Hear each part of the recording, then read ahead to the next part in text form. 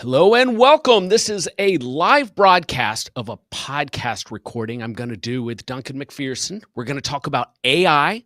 If you are watching this live and you want to ask questions, please just go into the comment section on LinkedIn, YouTube, or Twitter, and I can pose the questions to Duncan. Duncan, you ready to get started? I'm ready to roll, Jay. Good to be here. All right, here we go. Imagine scaling your advisory practice, reducing your workload, and deepening client relationships, all without hiring another team member. It's not a fantasy, it's what today's top advisors are doing with AI.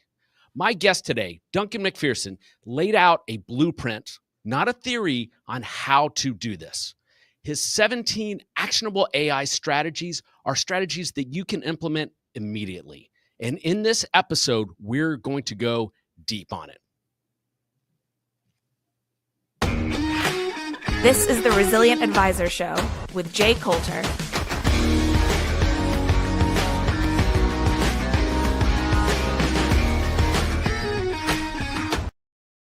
Welcome to the Resilient Advisor Show, the podcast solving the advisor's dilemma.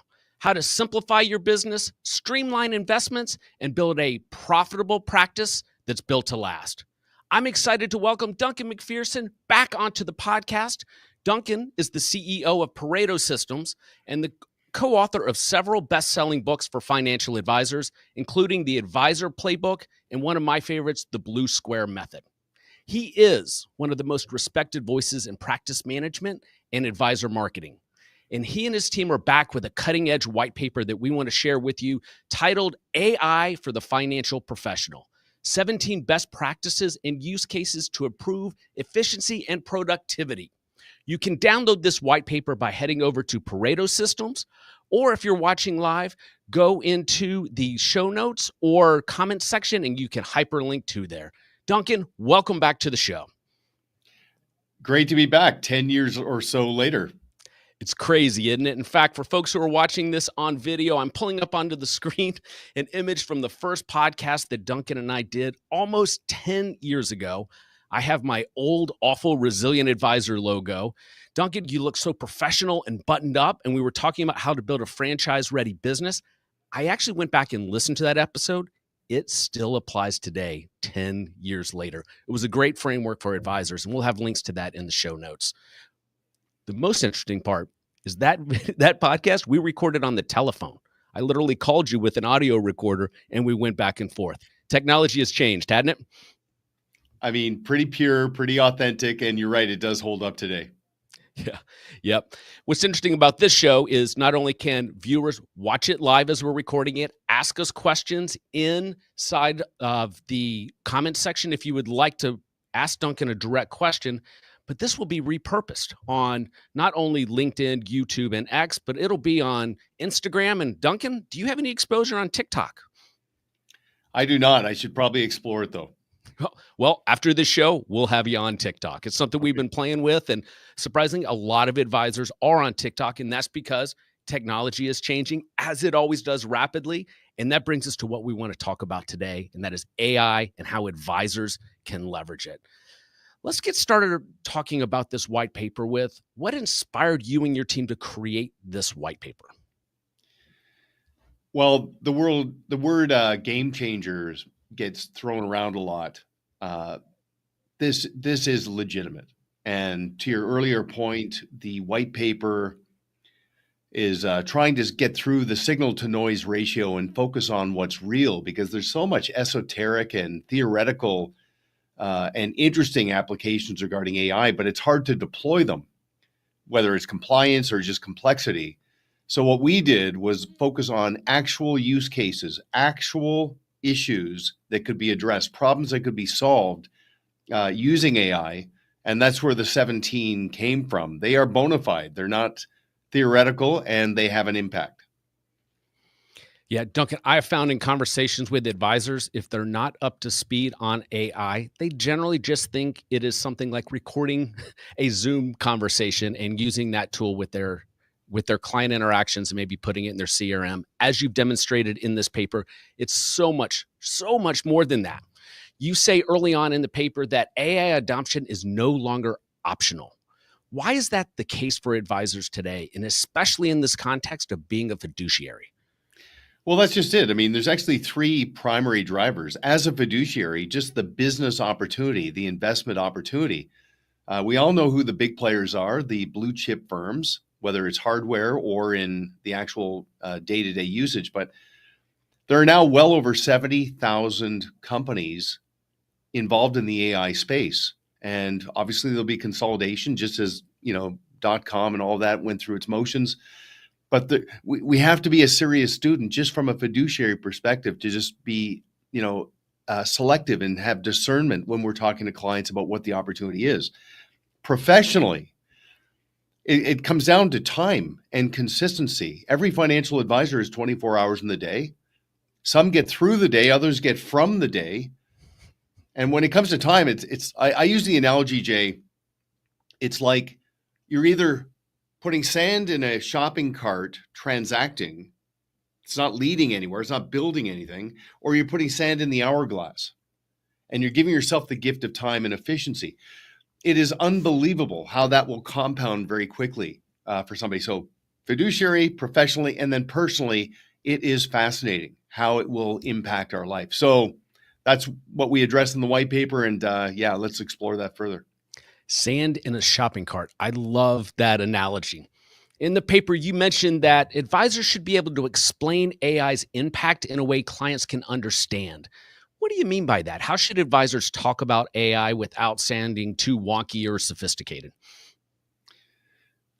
Okay, so there's what you say, and then there's how you conduct yourself. The ongoing goal for a financial professional is keep striving for ways to achieve professional contrast, where you're constantly elevating yourself to differentiate yourself from the pack so you're not swimming in a pool of sameness. Your client experience, your way, all the things that contribute to what it means to be your client can be supplemented with AI. So even if it's not anything you talk about, just the way you roll, the way you conduct yourself using AI will be profound. But I just want you to demonstrate to your clients that you're innovative. The clay is soft and you are a serious student. So you're studying it. And Jay, you might have noticed in the white paper, and I talk about this all the time, I personally subscribe on X as well as on an email stream to a distribution called The Rundown. So I get a daily drop of what's going on in the world of AI. And it's fascinating because it's speaking to the industry. I mean, it's doing job postings. It's talking about stealth drops and things that came out of nowhere. But incrementally, you're just keeping yourself close to the fire, your finger on the pulse, so to speak, in the world of AI. And that builds out over time. So just be a serious student. Take it seriously. Who produces that email? That's a very good question. I know they have an amazing reach, but I don't think I've ever looked into that. But if you just go do a search, The Rundown, or you go into Twitter X, you'll find them very, very quickly. And every day, it's varying degrees of things that are very meaningful in the AI space. Excellent. I will track that down. It'll be in the show notes for this, The Rundown. Any other resources that you use when it comes to AI to stay on top of things, or does that list cover? Well, I mean, AI for me is replacing Google search. I mean, if somebody tells me about a book they think I should read, the first thing I do is I go to AI and ask for a summary. I say, just give me a one-page summary of this book. Mm-hmm. And I get all the salient points in seconds. It was assembled for me. It wasn't like something that was found in the cloud. And then I can decide if I want to go further. I will tell you, I had recently I got a phone call regarding a family member, and nobody likes that phone call. I mean, it was about something not great. And so I had to, travel quite far to go visit some family members. And I dealt with the logistical. And then as I got on the plane, I started to shift to the emotional. Like, how do I emotionally deal with this? And I was tired. I was overwhelmed. You know what I did, Jay? I went onto AI and I said, help me prepare to sit down with somebody who's dying. And you know what the first thing AI said to me? I'm sorry you're going through this. So there's a little bit of an empathic component, but then it just laid out for me do's and don'ts. Consider this. Don't do that. It put me in the red zone in 5 minutes. It just enabled me to galvanize my thoughts and just get myself prepared to be present and have a meaningful impact on somebody who's going through something that's awful. That was profound for me. So I could bore you to tears with examples, but that one was just recent, and it was meaningful. Yeah, there's definitely nothing boring about that example. What a fantastic tool in a difficult time. Obviously, there's applications for financial advisors. I tell you, I use Chat, GPT, and Grok, and I like the functionality where I can talk to it.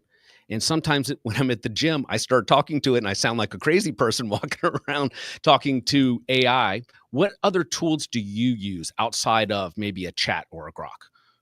Well, there are several. There are supplements to CRM, of course. There's supplements to, people are buying into the whole Read AI and supplements to Zoom meetings and things like that. I will tell you something. First of all,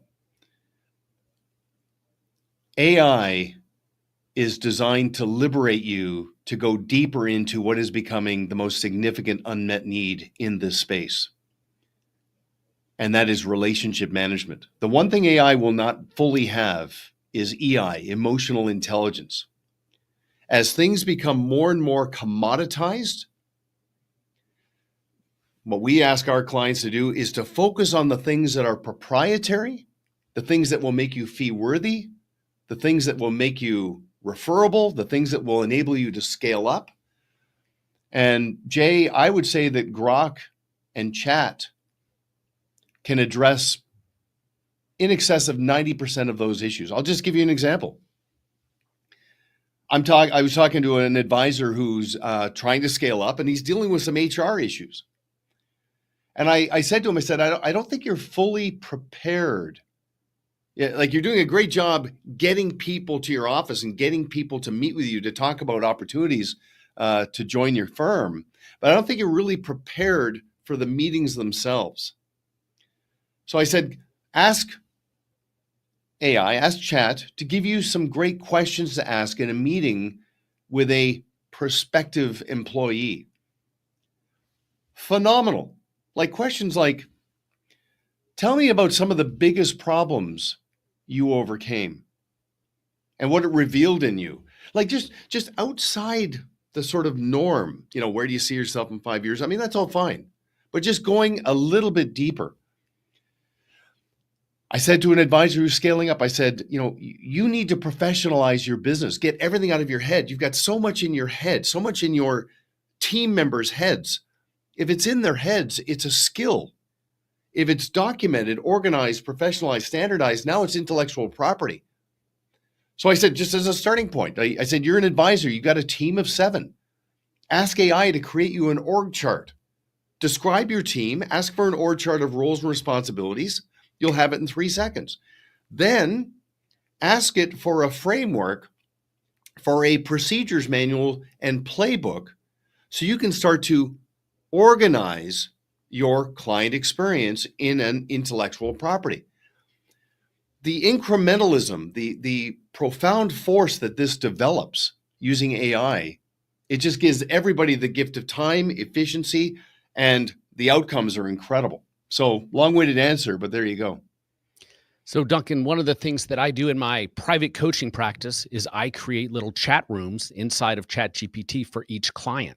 And the way it's able to remember little nuances from problems we solved in the past and then go and apply it to new problems that come up is incredible. And the applications then at the advisor level, working with their clients, has to really get us to a place to where advisors that are using AI are going to run laps around the advisors who are not. How do you explain that to an advisor that's resistant to using AI in their practice? Well, I do love that dynamic where every time you invest effort into AI, back to the shopping cart and hourglass, it is learning you. It is learning about your styles. It's not transactional. You're not pumping up this leaky tire, just getting one bit of information that addresses that issue. There is a progression that's coming out of it. So that's a genius addition to your approach. But the thing is, just try it. Get used to using it. Like another example, and this one was very powerful for me. Financial advisor called me up. He's growing. It's interesting, Jay. He's growing up market, but simultaneously growing down. He's growing down the number of relationships he manages to grow up market, to deal with more complex, very attractive clients. And as he's going through this exercise, he's noticing the quality of introductions improving. Okay, so he calls me up and he says, look, I got introduced to the most significant prospective client I'll ever meet to this point in my career. Now, of course, his original approach, he'd go on to LinkedIn, he'd do a Google search just to get to know, just try to see the world through his lens, just understand the prospective client. I said, go on to chat.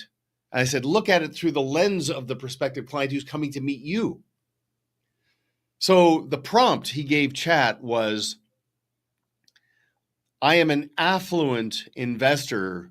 I've just had a liquidity event. I've sold my HVAC business for $65 million.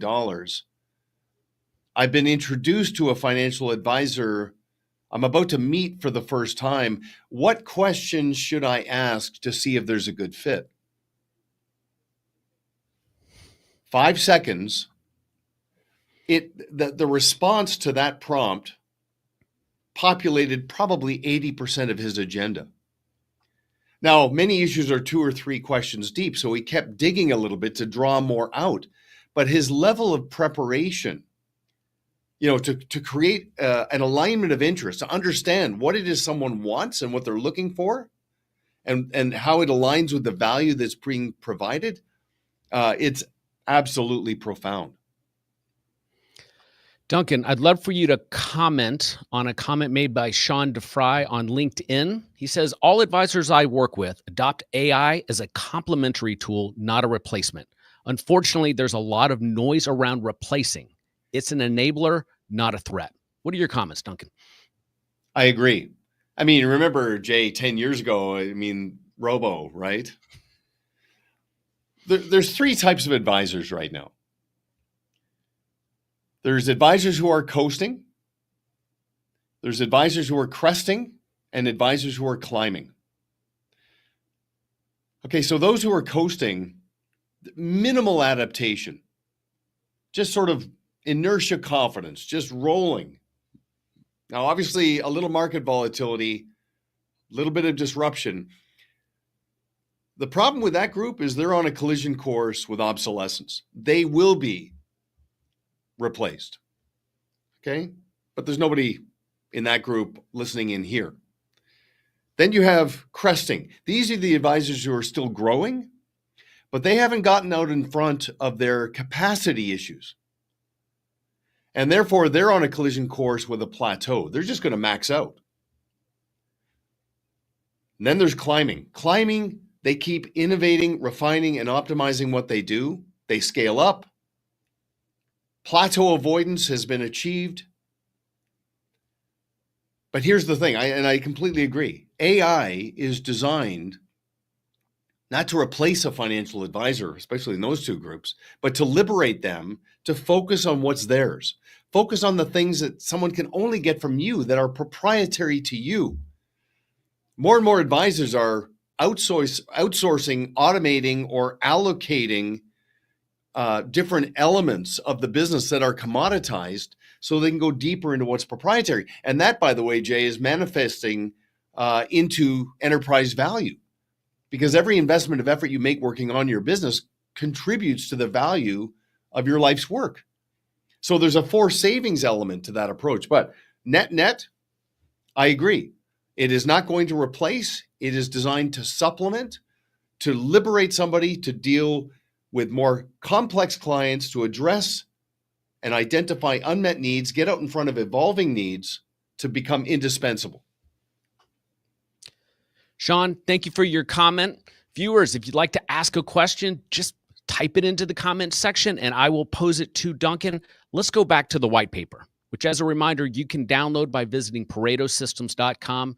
In there, you talk about a framework for AI prompting. I believe it was Roll, Goal, Soul. Can you walk us through that and what advisors could hope to get out of that prompt? Yeah, and I'll just echo the fact that you can get this white paper. I co-wrote this with Chris Jepson, and a crew contributed to that output.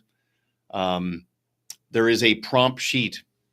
Good information in will get you great responses back. So tell AI who you are and who the addressable audience is. Okay, so the role. I'm a financial professional and I want to start to narrowcast and work more closely with business owners approaching a liquidity event. Okay, that's just an example of a role. Goal, okay, just what is the goal? What am I trying to accomplish? And then soul is to humanize, to get a human response. So that's just the mindset, the framework we ask advisors to apply when they're prompting AI, and it does tend to get a better response. Makes sense. And for those new to prompting, it's really important that you put that on the front end. You let AI know what you're looking for, not just a straight question, right, Duncan? It's getting so good, though. I mean, I'm starting to cheat a little bit and just ask some very basic questions, and the responses are incredible, especially when I go back into history and ask for, like, for example, the Titanic, getting information on the Titanic. I got some information from AI that I did not know, and that's very timely right now. But it's incredible. It's getting very, very good. So I had a little bit of a chuckle reading the white paper when you started talking about how you could use AI to create intellectual property. And the reason is, Duncan, you've been teaching advisors to create intellectual property for at least 10 years because we talked about that on our last podcast back then and the importance of it. Tell me, how and why should advisors use AI to create that intellectual property? Well, a financial advisor manages three things. They manage money, they manage a business, and they manage people. They're all important. I ask advisors to apply the same level of importance to the second and the third as they do to the first. But how they manage money, it's important. It's absolutely essential. But it's a minimum requirement, and it's not proprietary. Their business and their clients, those are proprietary. Now, if you're a fee-for-service, knowledge-for-profit professional, you think for a living. So the mindset, Jay, is go from vapor to paper, like get it out of your head and get it documented, digitally, physically, organized, standardized. Like, here's an example, the FIT process. Okay, so financial advisor gets a phone call from a great advocate saying, hey, you got to talk to my friend. She's going through some issues right now. She wants to meet with you. The moment you hang up the phone, how many steps are in your process to thank the rainmaker, to connect with the prospective client, to interact with them? It's not a sales encounter. It's a fit process. Your value's bought, not sold. How many steps are in your process? For an average advisor, it's about 12 steps. Well, get that documented. Get that laid out. That's IP. You could put that in the hands of somebody else. That drives the value of your business. And it's not just for prospective clients. You can go back to existing clients as you reframe and rejuvenate long-term relationships and show them this is what a friend of yours can expect from us. They don't need to become a client. We'll see if we're a good fit, but I'll be a sounding board. That's just one example. Then there's the onboarding process. How do you onboard a client and fast track them to advocate status? I mean, there's about 15 steps in the onboarding process. You can go on to ChatGPT right now and say, I'm a financial advisor. I work primarily with successful business owners, professionals, and executives. Build me a fit process so that when I meet prospective clients, they'll feel compelled and drawn to me and want to become my client. Send. There it is. Now get that documented, organized, put that in a binder, digitize that. It's IP.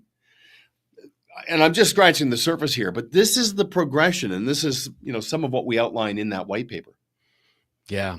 And like I mentioned, I just found it interesting because when we talked about building a franchise-ready business 10 years ago, the mental lift that it would take to document all those steps. I mean, that's the reason it was IP. That's the reason it was valuable. And now you can just get it done, like you say, just like that. There's really no excuse to not do it now, right? Okay, that is a very good point, because I wish I had a buck for every time 10 years ago. We might have been a bit early 10 years ago, but I wish I had a buck for every time an advisor said to me, man, this sounds like work.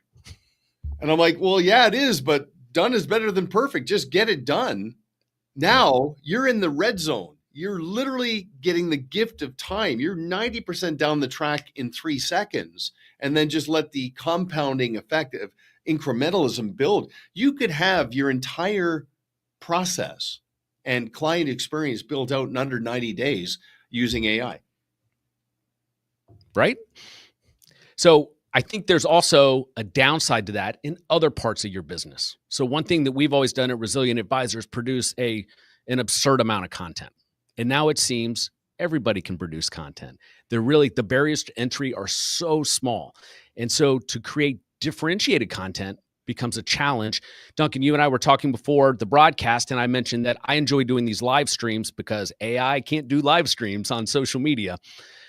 How should advisors approach content marketing in this day and age of AI so they're not commoditized? Okay, it's a really good question, and I'm just making myself some notes to organize my thoughts here. But first of all, and we've talked about this before, brevity, specificity, and proprietary. That's the mindset. So all content should be brief and to the point. You don't talk about talking about things. You leave them wanting more. You respect someone's attention span and how busy they are. So brevity, specificity, you talk in meaningful specifics.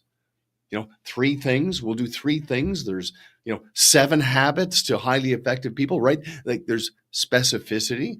So brevity, specificity, and proprietary. This is ours. You can only get this from us. This isn't necessarily content. This is an extension of our process.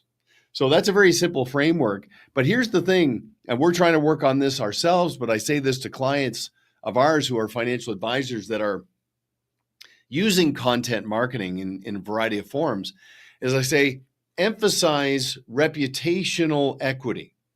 So it's not just the message, there's the messenger. Like, we've all seen how video has become, proliferate in the financial services space. Brevity, specificity, proprietary, but also messenger. There is an art and science to getting this reputational equity laid down. It takes time, it takes effort, but that helps create that professional contrast so you're not swimming in an ocean of sameness.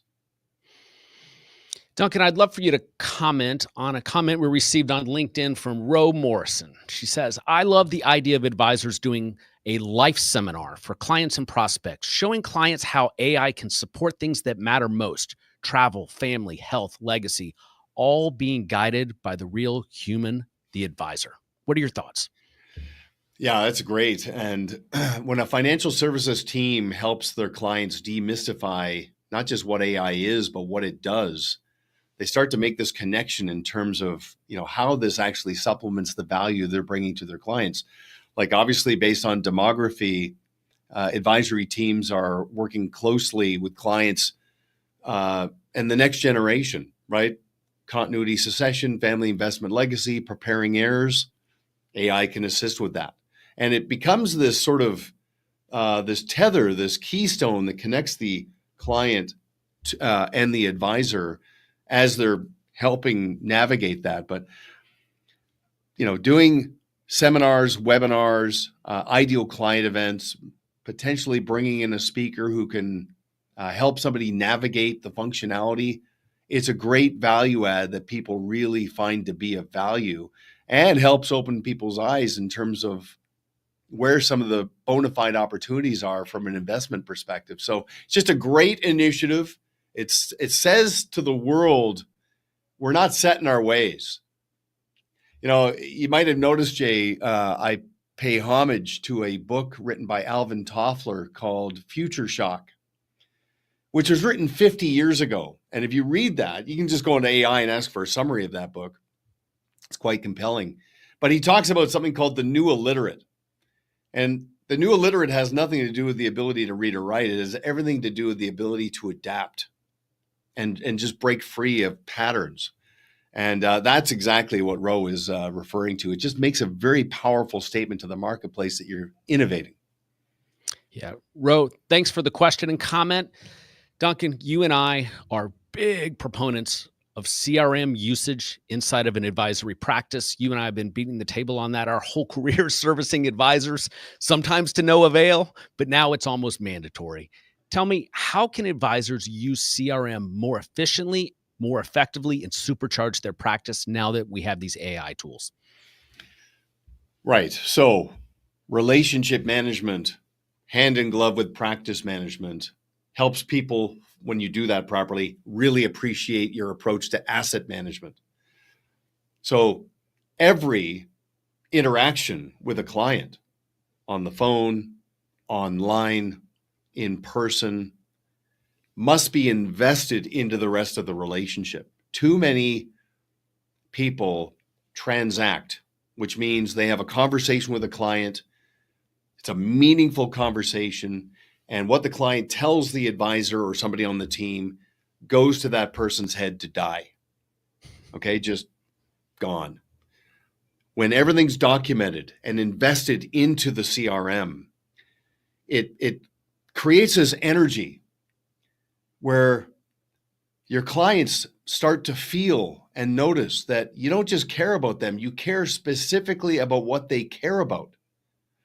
Now, on the surface, just using the framework form and applying that to user-defined fields on a CRM, think about a 20-minute conversation with a client. You talk about their family, their occupational issues, their recreational interests, and you talk about their money. In a 20-minute conversation, you're probably spending 15 minutes talking about the first 3 and 5 minutes talking about money. They're all important. You think about KYC, they're all important. Know your client panoramically. Now there's functionality with AI like Jump, and there's several of them, where you can add this sidecar onto your CRM to bolster. So when you're talking to a client, or when your associate or protege is talking to a client, everything that the client shares with what, in terms of what's going on in their life, their hopes and dreams, aspirations, setbacks, everything gets put into that CRM. The value of that over time just becomes incredible. You competitor proof, you get it in front of money in motion, and you've earned the right to be referable. So you mentioned Jump.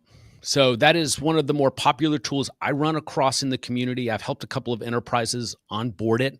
For somebody that is new to AI and new to that type of tool, could you explain at the one-on-one level why they need to look at that in their practice? Well, you want, okay, let me back up. First of all, true north in this is to move completely away from the mindset of having a book of business. It's a business. And you got to run your business like a business. That's become so important for somebody who thinks for a living. Like, you're not selling things. You're promoting the promise of the future. If you've got 300 clients, especially the 60 who represent 80% of your business, they don't think about your other clients. They think about themselves. And they just want to know that when they hang up the phone or they leave a meeting with you, you've got this. that's what this does. It's one thing to talk about what it is. What does it do? The law of resonance says the value of what you communicate begins at the end of the conversation. Like, I want a client, when they're driving home after meeting with you, or when they've gotten on with their day after an online meeting with you, your impact is still there. It comes from being interested, not interesting. I mean, it's very tempting to try to impress your clients with your knowledge and your intentions and your qualities and all of that. I much rather you impress upon them. You care, you've got this because you've got a process. You don't wing it, nothing falls through the cracks. Jay, that's what all of this does. So there's a quantitative element, but there's a qualitative element. Your clients don't need to know everything you know. They just need to know that you know. And that's as much a feeling as it is something they can put their finger on. So again, back to your earlier point, non-optional. Make the investment of effort and study in terms of how you can supplement and up your game. All right, Duncan, we are over time, but I want to squeeze in two more questions because it's great. If I get you on once a decade, I'm going to take advantage of it. So the biggest pushback I get from advisors that are reluctant to leverage AI is they feel it's going to take away the human aspect of their relationship. You alluded to some of this challenge earlier, but how do you address that with an advisor that is just so headstrong that they're not going to move forward with AI? That's self-fulfilling. I mean, you live by the rules you set. I mean, if that's the way it is, that's the way it is. I personally don't agree. I mean, if you work 45 hours a week, you spend about 15 hours a week managing money, 15 hours a week managing your business, 15 hours a week managing your clients. Not everything you do as it relates to AI is client-facing, meaning that they know you're using AI, but it just liberates you to be present and more deeply engaged. But change is tough. I mean, we often get set in our ways. I think one of the most powerful aspects of pattern recognition is just know that I might be on a collision course with a plateau if I just keep this up. I mean, for a lot of advisors we talk to, Jay, when we do a gap analysis, I tell them that this is not sustainable. It's serving you now, but looking down the road, it's not sustainable. So I just ask you to expand your thinking, be a serious student, invest a bit of time studying it, and then put a foot on the boat. You can keep one on the dock. You don't have to go all in, but just adapt. Just try one thing and just see what happens. And I'm telling you, this can put more sand in your hourglass. It can help you scale up and make sure that the business serves your life, not the other way around. Because a lot of advisors I meet right now, the business is running them. So that's why I believe it's a game changer.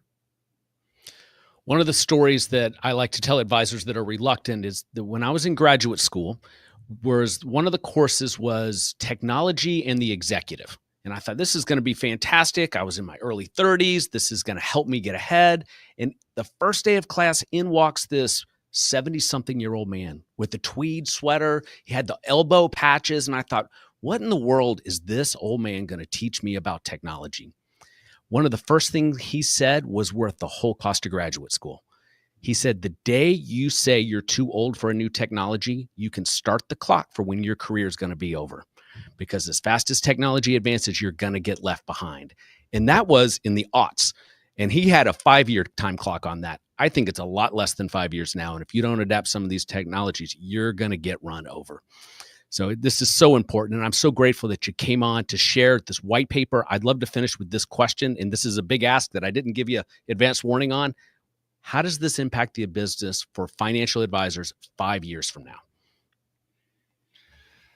Oh my gosh, that could be an entire conversation. In the spirit of beginning with the end in mind, I guess the first thing that jumps to my mind, Jay, is every business is built to be sold. Every investment of effort you make working on your business contributes to what that business is worth. Now, if you have no intention of an exit strategy or any type of end game in the next 5 years, then just stress test to what degree you've depersonalized your business. Not long ago, I talked to an advisor. We're going through this major pivot.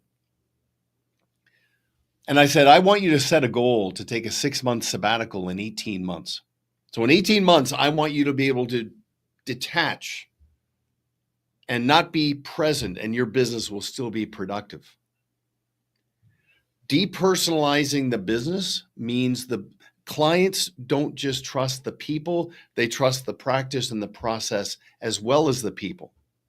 AI can help get you there. And then you just decide, what am I going to do with that? I mean, make yourself obsolete and see what it reveals. It might rejuvenate your sense of purpose, the calling. You might decide that you're going to sort of level up and become an ambassador for the business and let other people run the day-to-day and some of the minutia. I mean, I don't think there's going to be a better time to be alive in the next 5 years, Jay. I really do. If somebody will just find that sweet spot. AI and EI. Emotional intelligence is the primary driver of your value proposition. All the other things you do can be supplemented with technology. You find that balance. I mean, how high is high? I love it. Duncan, thanks so much for coming back on the podcast. Viewers, listeners, download a copy of this white paper. Head over to ParetoSystems.com. Check the show notes or look in the comment sections on any social media platform you are watching. Duncan, thanks again. Jay, great job.